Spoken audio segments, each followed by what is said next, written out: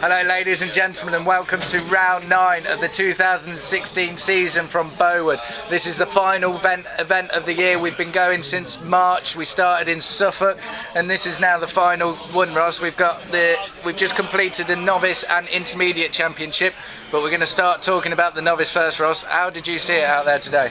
Well, it was really exciting. I mean, the course was small, very technical, and some of the horses couldn't quite open up, but there's a lot of new teams in there and different variety of ponies, so I think it was a good test for all the boarders today. Yeah, I think what we saw over the last 2 days, and even going back to Sandringham, there's some new teams coming in, showing that they've got a lot of potential for next season. Yes, yeah, I mean, in it to win it we've seen before, but I mean, they're looking really good, and obviously chasing tails. There's so many teams that are coming through now that will hopefully be for racing, moving up the categories and racing in the elite later on. Yeah, so we're going to start off with the novice category. In 4th place, Chasing Tails with a time of 51.94. I mean, what they've done is they've just completely set themselves up for next season, because they're quite a new team. They're an all-girl junior team, but they looked pretty comfortable by the end of it. Yeah, Ash took a few falls. She landed hard a couple of times on her bum, and also had a bit of whiplash on her last fall on the last runs of the afternoon today. But she still got up and still kept racing. In fact, she even did a couple of fun runs at the end that were a bit quicker than her normal team can do. So she's looking very good, and them as a team. Obviously, Caitlin is a really good horse rider. She's constantly checking on Ash and making sure that them as a team across the line, and that is the whole point. And they are really, I think, enjoying it as well, haven't they? Yeah, I mean, as you said, Ash did a fun run at the end behind Top and Tail, so they went quicker than they would normally. Yeah. So her confidence is coming on. Caitlin, we saw do a fun run at the end. She showed us what she can do, so hopefully next season there'll be a team to look out for in the Novice Championship. But quite a considerable amount ahead by 12 seconds in 3rd place was EFL Horseboarding. Yeah, EFL, their second competition. Patch on the board to me looks very good, and is it Lizzie on the pony? Lizzie on the pony. Obviously, it's a new team, so it's quite interesting to watch them, and all the elite boarders like to come and have a watch. And I mean, again, yesterday I had a couple of sort of falls, didn't they?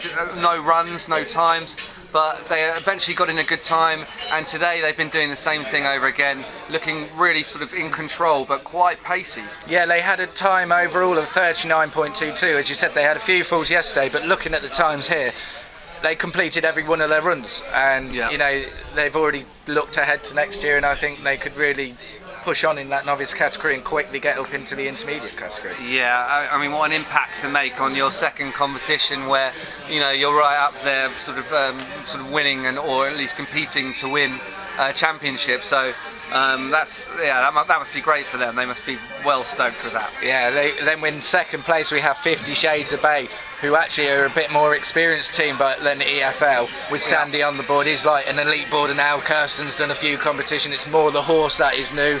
But EFL were only 0.38 seconds behind, and 50 Shades of Bay with a 38.84 nailed 2nd place.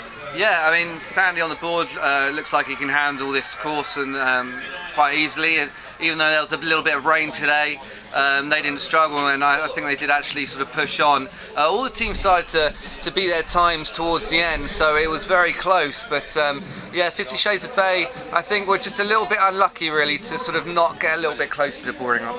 Yeah, I think if they had one more run, they would have been able to do it. But you know, Sandy being the greedy man he is, in 1st place he was boarding for Bordering on Nuts, who won it by 1.25 seconds in the end with the time of 37.59.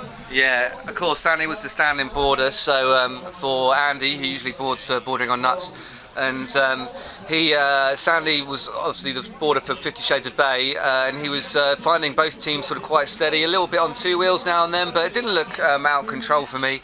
It looked like he was finding it quite easy, so it was quite strange him boarding for the 2 teams at the top competing for each other. But of course, he was putting his best on the line each time, wasn't he? He was not hardly falling for each team, so he enabled them 2 teams to race, and that's a very nice thing to help out Bordering Nuts. and they did actually win it in the end, so took it from 50 Shades of Bay. Yeah, I mean, he had one fall today, Sandy, you know, experienced as he is. If those three teams go into Novice next year, I think that'll be a brilliant competition. I mean, between first and third, you know, it's less than a second and a half. So. Yeah, I mean, there's so many teams now coming through, and these teams today have shown that they're basically sort of looking to push on next season, where they can start competing again with the bigger boys, and you're going to just see these teams move up through the categories and hopefully be in elite very soon. Yeah, so now we move on to the intermediate category. Only 3 teams turned up for Bowood at the final, which is a bit of a shame considering the talent we have in the intermediate category, but then that also compromised by teams moving up from the intermediate into elite, so you know, you can't always compensate for that. But you know, in third place, you know, one of the most favourable teams out there towards the crowd, with the Little Shetlanders in it to win it with a time of 82.58. Yeah, Willow on the little riding the little pony, and Ellie on the board. They're looking very comfortable. They're again sort of very new to the sport, learning the combination, but they look so comfortable that I've heard rumours that they're talking about using a bigger horse next season, and I think I can see them doing that, and I can see them really sort of only progressing that way now, because they look too comfortable a bit with what that miniature Shetland can really give them. Yeah, and I don't think there's any denying themselves that they look comfortable out there. We saw them do a fun run with a bigger horse, and they still look really comfortable, yeah, didn't they? They did, yeah. So they borrowed Chase Me Charlie's horse for their fun run at the end, but you know, their focus is definitely on next season now. I mean, they'll be challenging. Hopefully, I'd like to see them in the top 3 of the intermediate category, maybe top 4, depending on how good the other teams get on. But in second place, 2 weeks ago at Sandringham, they struggled. On the Sunday, they found this form out of nowhere. Then today, they've put that form on paper, and in second place with a time of 70.34 is Chase Me Charlie. Yeah, Chase Me Charlie, again, a very new team, a very new combination. Like Lloyd said, when we last saw them at Sandringham, I mean, they had a shocker of a first day. They couldn't get anywhere near around the course, and suddenly the second day they started to not just get around the course, but at quite a decent pace, and that's just improved. And they over this weekend, and Charlie's still taking a few hits, isn't he? Yeah. But he's got up, he fights around those corners, he's proper sort of, you know, scrambling on.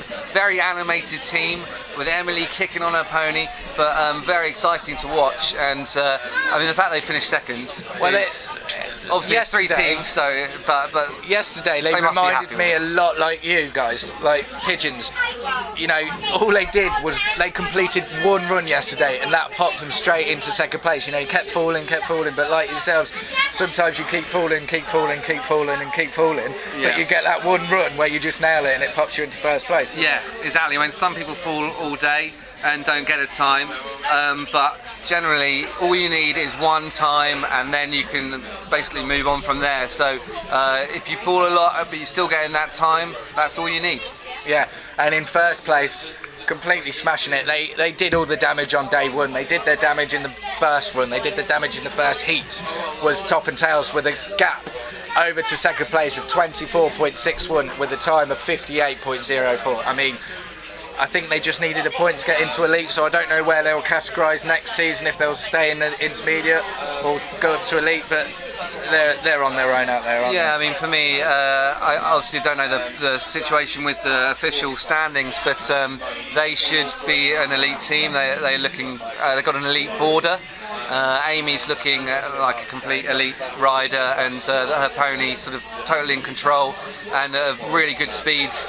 Really working Jack earlier on today. Jack Bateman didn't come out in the afternoon because I think he had an injury from the elites, but they still basically, Amy looks in total control, and they look like a very fast team, so it should be interesting in elites. Yeah, so that's it from the novice and intermediate this season. We do have the elites coming up, so there will be another video going up about elites, but looking ahead to the elites for us, it's the last one, so what's it, flat out, all guns blazing? Yeah. Yeah. Speed. Woo! Also, we've got this really exciting trip coming up. We're going to the FIA Dressage World Championships in FEI World Championships in Denmark in October. There's a select few teams going. I'm going. I'm not boarding, but Ross is going to go with the team. I mean, this is just putting Horseboarding UK on a worldwide stage now. This is quite big, isn't it? Oh, it's massive. I mean, it's going to be great for the teams that are going to sort of get to race in an environment that's going to be completely alien to all of them, and on sand as well, which most boarders aren't used to. So it's going to be interesting to see how everybody does. But a brilliant trip and a great step in the right direction for the sport. Yeah, so ladies and gentlemen, just follow us on Facebook, keep up to date with all the videos on YouTube, Horseboarding UK, Horseboarding UK on Facebook, Horseboarding Magazine, and keep up to date with what's going on. That's it for the Novice and Intermediate this season. We look forward to seeing you next year. I've been Lloyd, that's been Ross. Thank you very much. Thank you. Winning.